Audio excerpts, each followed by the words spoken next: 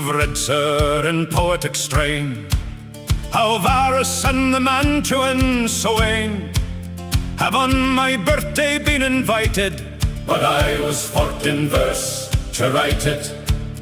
Upon a plain repast to dine and taste my old Campanian wine. But I, who all punctilios hate, though long familiar with the great, nor glory in my reputation, am come without an invitation. And though I must write Falernian, I'll deign for once to taste Ionian. But fearing that you might dispute, had I put on my common suit, my breeding and my politesse, I visit in my birthday dress, my coat of purest turkey red, with gold embroidery richly spread, to which I've sure as good pretensions as Irish lords who starve on pensions. What though proud ministers of state did at your antechamber wait?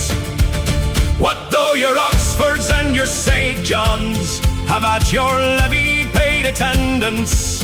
And Peterborough and Great Ormond, with many chiefs who now are dormant, have laid aside the general staff and public cares with you to laugh. Yet I some friends as good can name, nor less the darling sons of fame.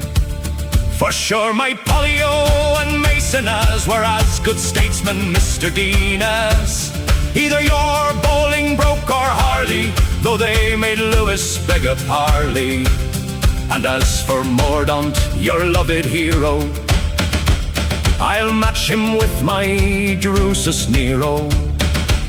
You'll boast perhaps your favorite pope, but Virgil is as good, I hope.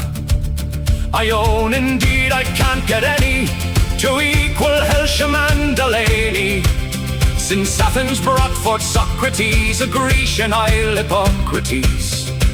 Since Tully lived before my time, and Galen blessed another clime, you'll plead perhaps at my request to be admitted as a guest. Your hearing's bad, but why such fears? I speak to eyes and not to ears, and for that reason wisely took the form you see me in a book, attacked by slow devouring moss, by rage of barbarous Huns and Goths, by Bentley's notes my deadliest foes, by Creech's rhymes and Dunster's prose. I found my boasted wit and fire in their rude hands almost expire, yet still they but in vain assailed, for had their violence prevailed, and in a blast destroyed my fame, they would have partly missed their aim.